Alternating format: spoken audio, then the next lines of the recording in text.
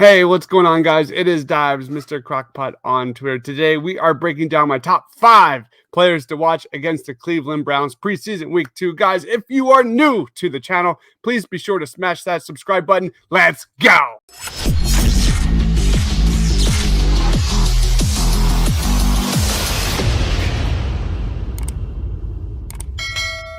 All right, before we get into my top 5, I've got an honorable mention, a guy on the bubble, and that is Reed Blankenship.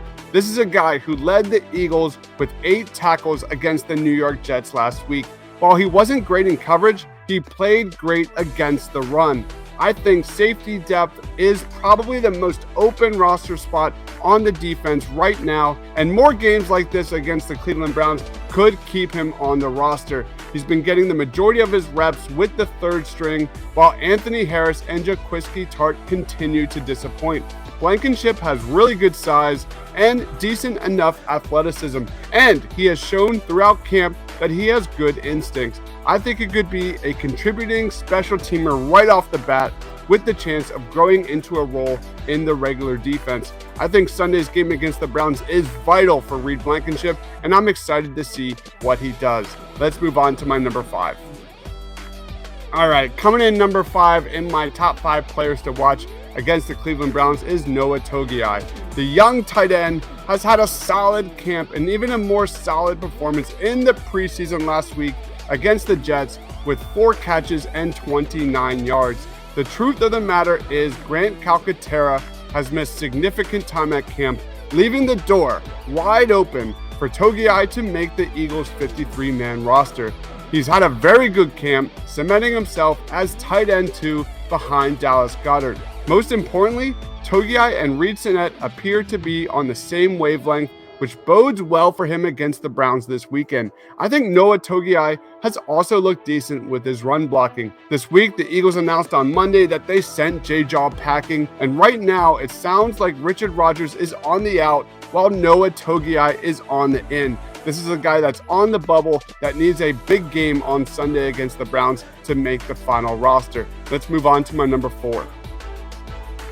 Coming in number 4 in my top 5 to watch against Cleveland is Kenny Gainwell. Running back Kenny Gainwell was back at practice on Sunday, the first time since suffering a hip injury. Gainwell was running with the first team offense and reportedly looked just as quick as he did before the injury. He also reportedly looks very good in the one-on-one blocking drills against the linebackers. Most importantly, it's week 2 of the preseason, and Miles Sanders is already dinged up with a sore hamstring. I expect a decent amount of Kenny Gainwell this week against the Browns. And even before Miles Sanders' injury, I see Gainwell as a guy who's a much better fit with the Eagles' hurry-up, high-tempo offense in 2022. If you look at Gainwell's first 4 weeks of last season, before they went ultra run heavy, Gainwell ranked 3rd in target per route run among running backs, as well as the 7th best running back yards per route run over that stretch. We're going to see a more balanced Philadelphia offense in 2022, and I expect Kenny Gainwell to see his touches gradually increase as the season progresses, especially with Miles Sanders on the sideline. Let's move on to my number 3. Coming at number 3 in my rankings is Cam Jurgens. Jurgens worked with the 1s and 2s on Friday night, and man, he looked fantastic. This guy paved the way multiple times in the run game, earning a team-high 86.0 run blocking grade in his first NFL game. He's got that combination of speed, power, and athleticism that Jason Kelce has. And while it's not fair to either one of them to keep making that comparison, I really don't care. His natural athleticism was arguably the biggest standout in week 1 of the preseason. The way he gets out in space, the way he runs with fluidity, this is a guy who played basketball and tight end, and it's beyond obvious. What's even more exciting is that this is a guy who's only been playing the offensive line for 2 years. And none of his game looked raw to me, at least on Friday night. The vision and ability to find linebackers in the open field and then neutralize them from the play was outstanding. I think the next question in play when it comes to Cam Jurgens is, can this guy play some snaps at guard? He looks that freaking good. Regardless, he's put to bed all the concerns about backup center for a long time. Cam Jurgens has a real chance to be a difference maker at the center position, and I can't wait to see him play against the Cleveland Browns. Let's move on to my number 2. Number 2 in my top 5 to watch is Jordan Davis. After watching him push around the Jets' starting offensive line, he has to be on this list.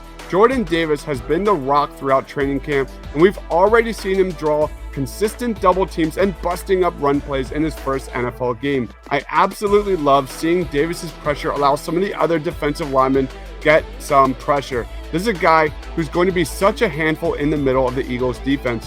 Davis will allow the Eagles to play with light boxes because of his ability to disrupt the run. There are people out there already screaming about the lack of sacks or lack of tackles from that Jets game. A little news flash for all the casuals. That's not what Jordan Davis does.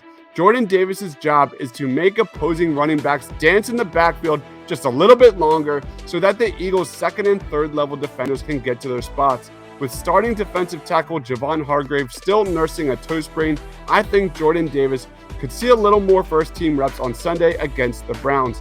Jordan Davis will be going up against J.C. Tretter this week in Cleveland. Tretter is one of the best setters in the NFL. He's recorded pass blocking grades of 80 or more in 6 consecutive seasons. He also had a fantastic season with the Browns last year, recording a career-high run blocking grade of 76.5. Dominating Connor McGovern of the Jets is one thing, but if Jordan Davis has another impact game on Sunday against J.C. Tretter, then my goodness, Eagles faithful should be really excited.